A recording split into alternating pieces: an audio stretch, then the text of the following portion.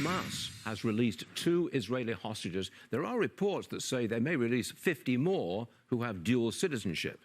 Zuhdi Jasser is the president of the American Islamic Forum for Democracy, frequent guest on this program, and I hope he's going to be a frequent guest in the future. Zuhdi, why did Hamas release these hostages? Well, this is their strategy of radical Islamism. It's the Al-Qaeda manual. It's the manual of ISIS. Basically, they're in for a long siege. They've been storing food. They've been storing water. They want to release sort of the drip of radical Islamism. That's what hostage taking is all about. And it's their, they live to die. They live to kill others and slaughter. It is the militant manual. And they basically, it's all about asynchronous warfare. So they want their prisoners released from Israel. They use Palestinians as cannon fodder, and our prayers are with the families of the hostages that hopefully they'll be released, and then hopefully once they're released, Israel, the IDF, can go in and decimate Hamas once and for all, because they will continue to come back. Just like ISIS went away, Hamas comes back. Hamas goes away, Al-Qaeda comes back. This is an ideology that we need to reform and counter within the Muslim community. But Zuhdi, I know it sounds bad to say this, but taking hostages is an effective strategy. In this case, it is working, isn't it?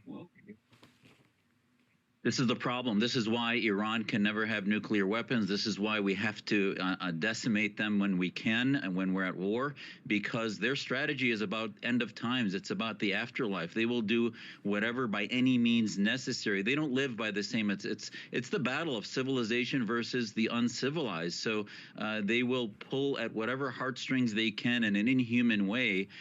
So this is why we have to defeat them through strength, and why you see hostages taken during a Biden administration, during an appeasement administration where we pull out of Afghanistan and we hand ransom to Iran. So once we free these hostages, once we decimate Hamas, I hope the world learns that you cannot defeat terrorism through appeasement, that ultimately you have to deter them through strength so that we don't end up in this situation again. It seems like you are very much a minority voice within the American Muslim community. Is that accurate?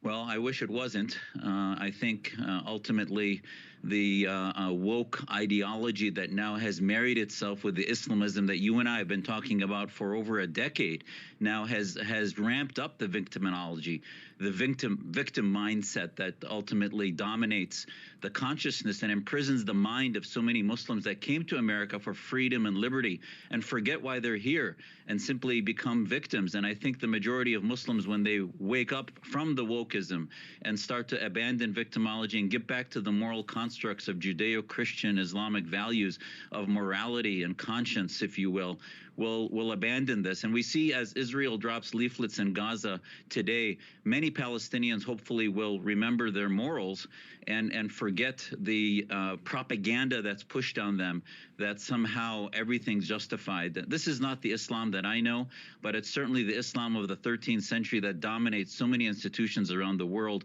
And yes, American Muslims need to wake up and begin to have this awakening against the Hamas radical movement. And too few Muslims have condemned Hamas. If they would condemn Hamas and say that the Palestinians are cannon fodder for the radicalism of Hamas, it would do so much to save humanity from this evil. Victimology is the easy way out, isn't it? Dr. Zuhdi Jasser, thanks very much for being with us. We hope to see you again real soon. Thank you, sir.